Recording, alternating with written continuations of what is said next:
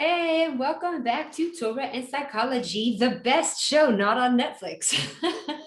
I always watch people say, oh, what do I watch next? I always watch the full season of, and I'm like, hello, let's learn Torah. That's also entertaining and also helps us change our lives for the better according to the infinite wisdom of the creator of all things.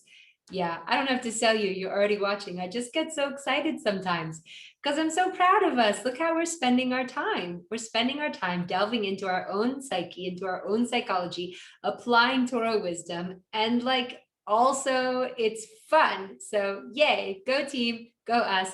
I'm especially excited about today's lesson because it is one that I personally often fail by, but that was a cool effect. Ooh, funky lighting. It's also something that I often succeed in, and that a lot of my friends turn to me and say, Neely, how do you get this done? How did you take care of that already? How did you manage to throw that party? And my answer is zrizis, zrizis. What the heck am I saying? Well, I'm saying the Yiddishized version of the Hebrew word zrizut, or in English, we might call it zeal, zealousness, alacrity. How's that for an SAT word? I hope that's the right one. Yeah, it is. Zrizut is also known as alacrity in the pursuit and fulfillment of the mitzvot, according to Mesilat Yesharim, which is the path of the just, written by the holy Moshe Chaim Luzzatto, otherwise known as the Ramchal, buried just around the corner in Tveria in Tiberias. Overlooking the entire Kinneret, he's buried right next to Rabbi Akiva, the famous Rabbi Akiva. So there we go. He was the introduction to my idea on this concept of zeal, zealousness. And the interesting thing is that zeal or zealousness or alacrity often comes in the face of the issue with laziness. And I think a lot of us struggle with laziness. Now, some of us get down on ourselves for laziness, and some of us kind of excuse it and pass it off. Well, that's nice and dandy, but really, let's learn out what the Torah has to say about this. So first and foremost, I'm just going to simply read you a beautiful passage from YU Torah Online from Rabbi Daniel Z. Feldman. And he says the following. He says the Talmud, that's the Gemara, in Psachim 4a, teaches the principle of zrizin makdimin lemitzvot. Let's say that together. Zrizin makdimin lemitzvot, meaning indicating that it is meritorious to perform a mitzvah at the earliest possible opportunity. So yes, the way that the Gemara phrases this, zrizut is in context of mitzvah, but I'd like to say that zrizut applies to everything and everything in our lives.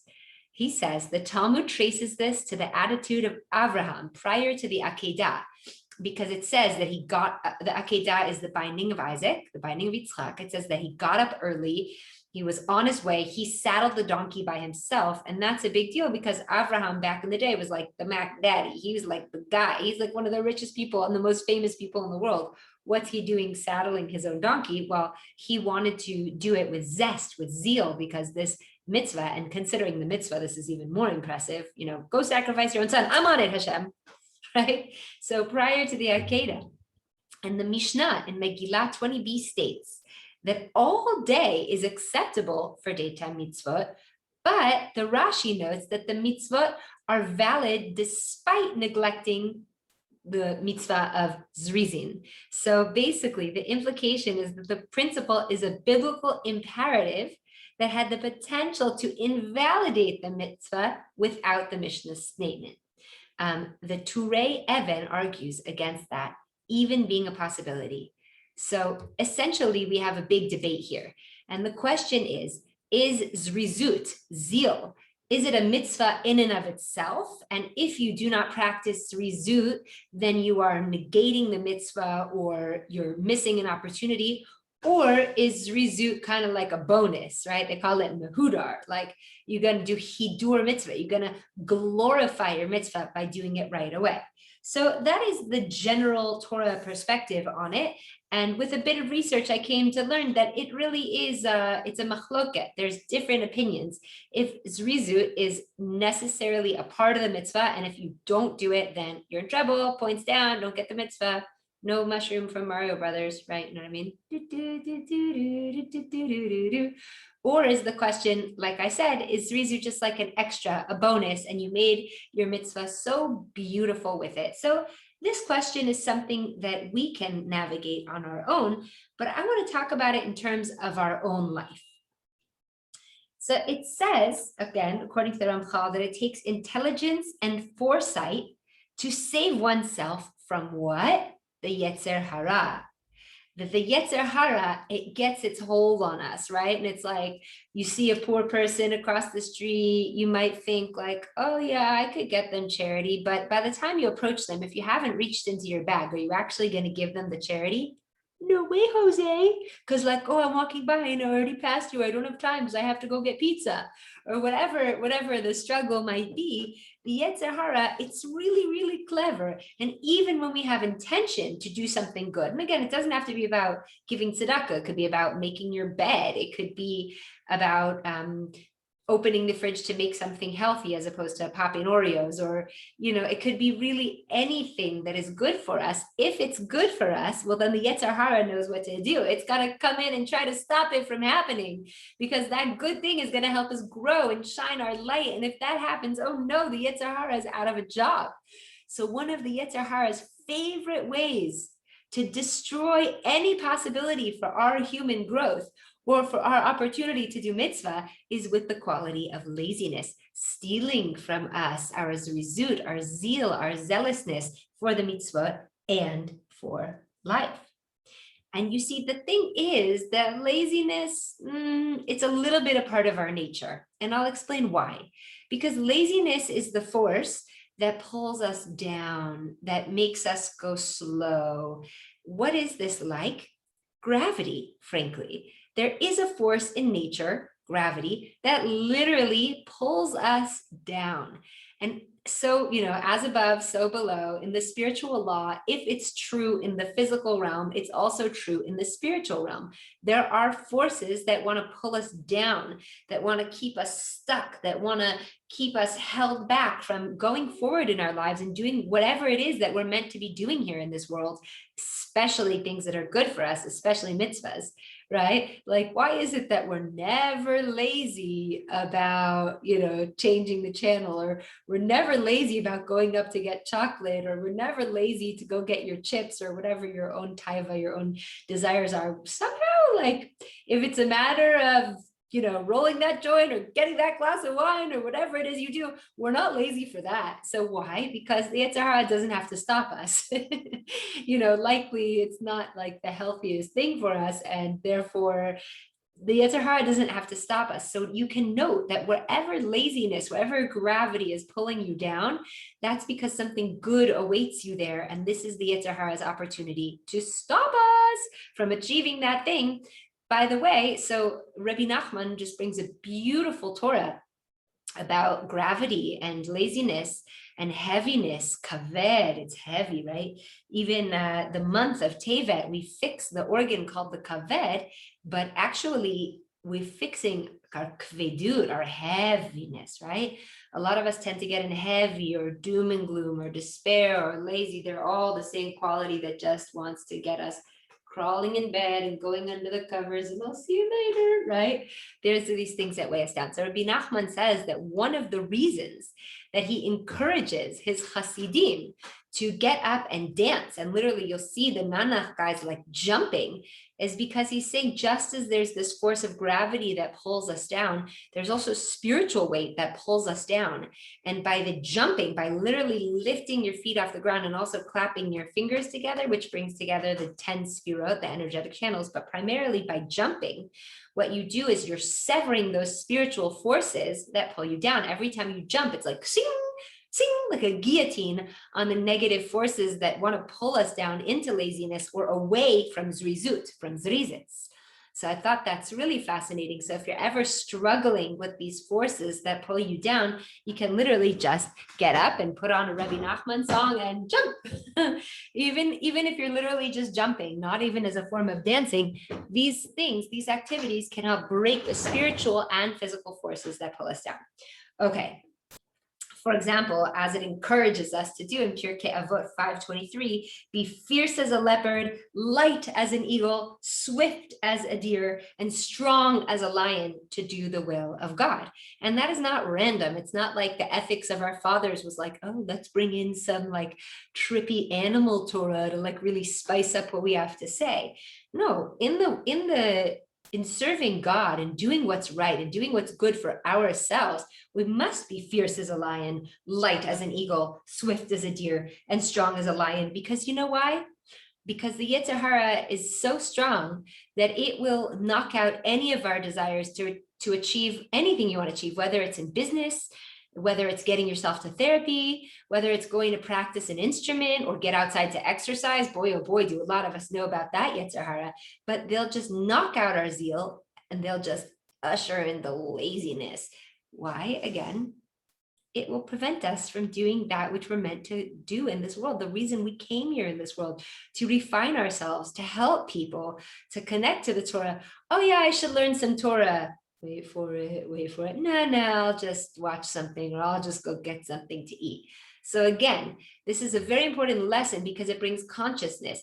If you're noticing that laziness is weighing you down, then notice that the reason is there's something good in store for you. Okay, so it says that one who seeks to transform his character or his nature requires a great strengthening of this quality called Zrizut. Now, the thing is like this. Also, before we're about to do something wrong or bad for ourselves, before we're about to speak Lashon Hara, before we're about to, I don't know, come up with any negative thing that you could do in this world, it says that Hashem gives us a split second to change to the good. But if we don't seize that split second, it's lost and we fall prey to our negative inclination. And we all know this story. What I learned, I believe I learned this. So from Judaism, I learned a split second. But when I was doing psychological research about the mind and psychology and how this works, I believe that somewhere I learned, and I'm sorry I don't have the source, that you have 3 seconds. And if you miss those 3 seconds, your opportunity is gone. So it's like, oh, I should exercise. And then the brain goes 1, 2, 3. And if you're still sitting there, it's like you just bought yourself another half-hour opportunity to contemplate if you should exercise. But if you actually ever want to truly achieve something, if in 3 seconds from the thought, I should go get up and give, we'll just use the charity example again, or I should get up and wash the dishes because my wife wants me to, or I should put in that load of laundry because my husband will appreciate it if I'm present later. I have 1, 2, 3. And if I'm up by 3, and you test this out, I've tested this out and it really works. If I'm up by 3, I'll get it done. If I miss that window of zrizut, of opportunity, forget it. It's going to happen when? Everybody knows? Tomorrow. Yeah. So it's really imperative. And, you know, we can be aware, we can know it's true and required for our soul. And even without it, excuses and pretenses, it says excuses and pretenses that the mouth of fools is full of, right? So if we want to be wise, we also need the quality of zrizut, because apparently the quality of fools is that we'll make all the justifications and all the excuses and all the pretenses in the world just to make sure, you know, I'll sleep a little first, I'll eat a little first, you know, it's raining outside, so I won't go to that shiur, or it's too hot, so I'll do Bikur Cholim another day. And it's like, that's not the laws of spirituality. That's not how it works. And it's so interesting that if you look into modern psychology, you look into Torah, obviously they match perfectly, but it's extremely validating. And I really invite you and encourage you to do this test on your own and see what happens if you get up in 3 seconds, or if you don't, and what happens there.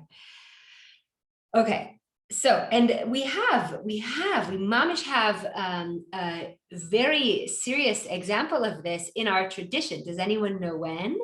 When are we very encouraged? We're very encouraged. I'm so Israeli. When are we very encouraged to do something very, very fast? And if you don't do it fast, it's a failure. So we're encouraged to do something so fast that if you don't do it right, it's a failure. I'll give you a hint, crunch, crunch, crunch. Matzah, yeah.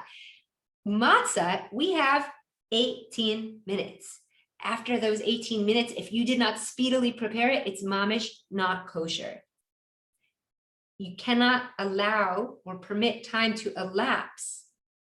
And the matzah is the food of our faith.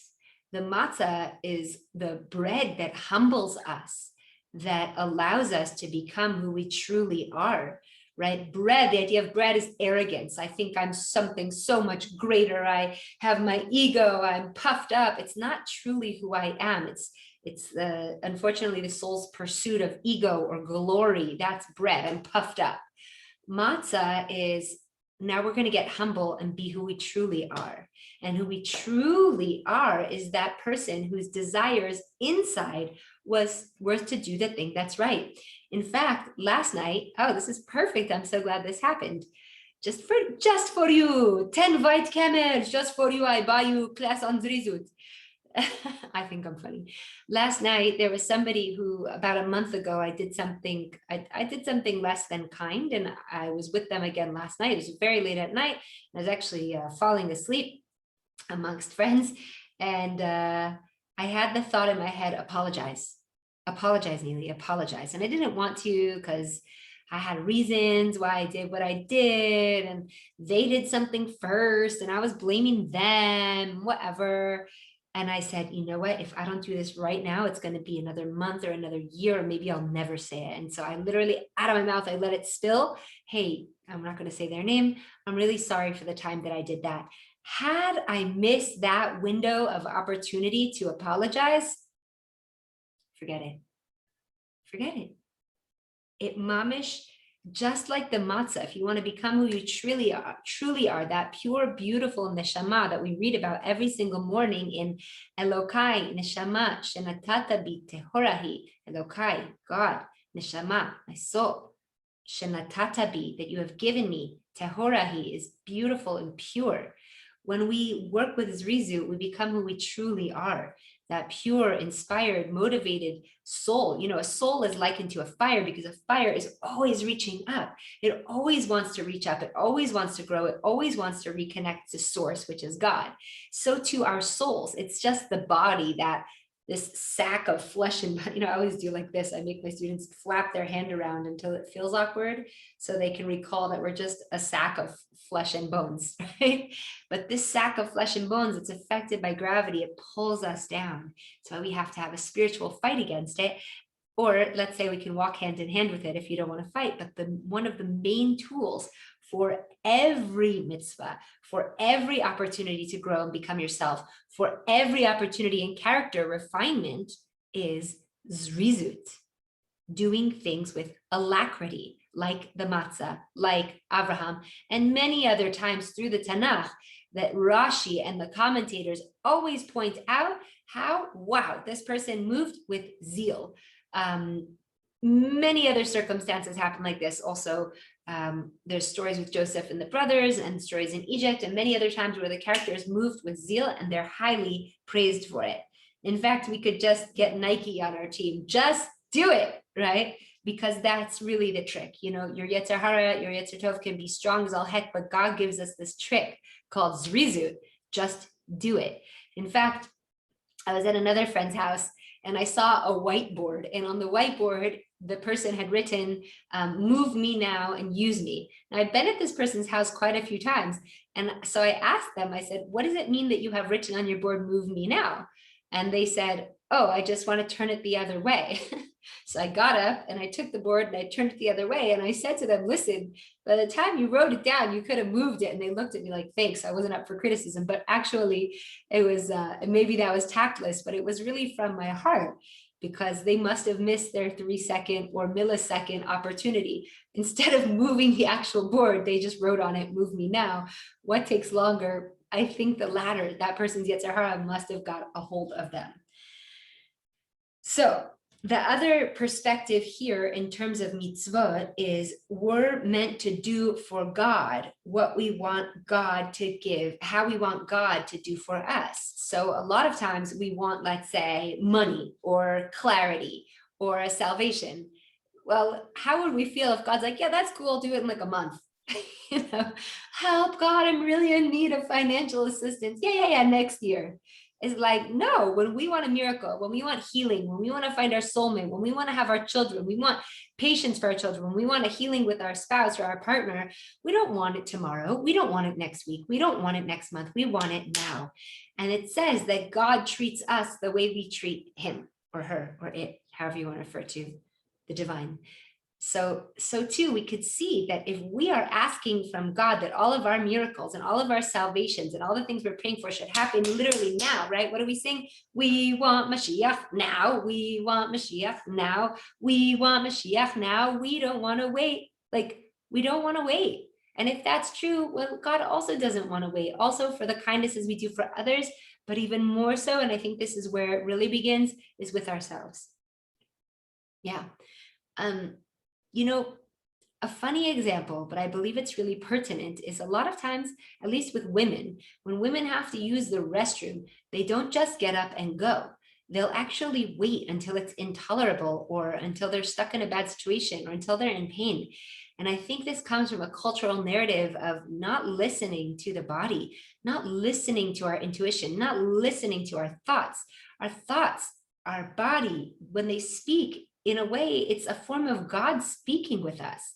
And if you do suffer from this challenge, which a lot of women do, of not going to the bathroom when you need to, this is a great way to begin to practice zrizut. Or what I encourage is find one thing in your life that you tend to procrastinate and see if you can do it with zrizut. Even if it's something as simple as after you wash your hands in the morning, put a coin in the tzedakah box. Don't wait, don't pick up your phone first, because we're trying to rewire the neurological activity in our brains, right? Some of you have heard of NLP,